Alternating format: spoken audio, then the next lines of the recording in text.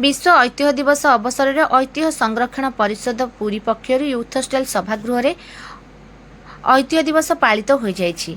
परिषदर सभापति विभु प्रसाद त्रिपाठी सभापतित्व में आयोजित यह उत्सव में अतिथि परिचय देवा सहित स्वागत भाषण देते परिषदर संपादक देवी प्रसन्न नंद। श्री नंद संपादकीय वक्तव्य अनुष्ठान प्रतिष्ठा दिन किपरि ऐतिह्य प्रति सचेतन सृष्टि कर चली ताहार प्रकाश करथिले। परिषदर आधार पुरुष डॉक्टर सुरेंद्र कुमार मिश्र दिवसर आभिमुख्य संपर्क में प्रकाश करी कहिथिले जे पुरी रे 284 टी ऐतिह्य स्थान, कोणार्क अंचल 54 टी और ब्रह्मगिरी अंचल 152 टी ऐतिह्य स्थल ठाब करा जाई तालिका प्रस्तुत होईछि। सेगुड़िकर संरक्षण करा न गले अगणित ऐतिह्य लोप हेला परी एगुड़िक मध्य लोप हेजिबो।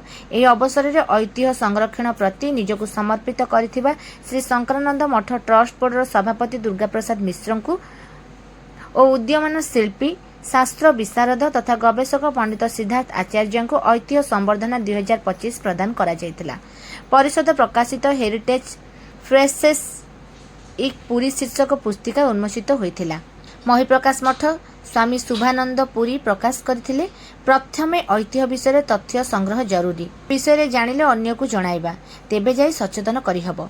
एहा पर उत्तर पार्श्व मठर महंत नारायण रामानुज दास और कटकी मठर महंत डॉक्टर विजय नारायण रामानुज दास पुरी रे लोप पाई जाउथबा ऐतिह्यर सुरक्षा पई गुरुत्व देथिले। मुख्य वक्ता भाव में शास्त्रीय ओडिशा उत्कर्ष केन्द्रर प्राक्तन निर्देशक प्रोफेसर बसंत कुमार पंडा कहिथिले जे पुरी को आसथिबा सन्थ महापुरुष और आचार्य मानक संबंध में सविशेष आलोचना नहेले पुरीर ऐतिह्य विकासर मूल कथा जना पड़िबो नाही। साधु सन्थ मानकर पुरीर ऐतिह्य प्रति अवदान स्मरणीय। सभापति श्री त्रिपाठी एहिपरि कार्यक्रम माध्यम युव समाज को उत्साहित करा जाय पारिबो बोली तांको भाषण रे कहिथिले। शेष में कोणार्क ऐतिह्य परिषदर संपादक संजय कुमार बराल धन्यवाद अर्पण करथिले। ब्रह्मगिरी ऐतिह्य परिषदर सभापति काशीनाथ नायक, पुरीर पूर्वतन संस्कृति अधिकारी प्रफुल्ल चंद्र सामंतराय, परिषदर उपदेष्टा राजकुमार महांती, श्रीमंत दास और रवींद्र दास प्रमुख एही कार्यक्रम में योगदान करथिले।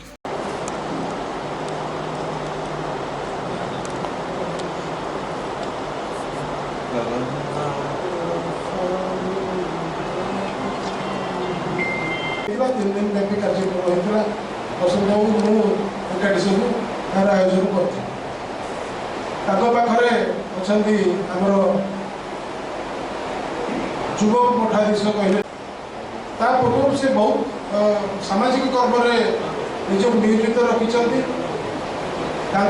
द्वारा गोटे बालाश्रम बहु वर्ष धरी चलुची पुरी में बर्तमान विरल पाखे से आनंद आश्रम भाव में परिचित। से 40-50 जन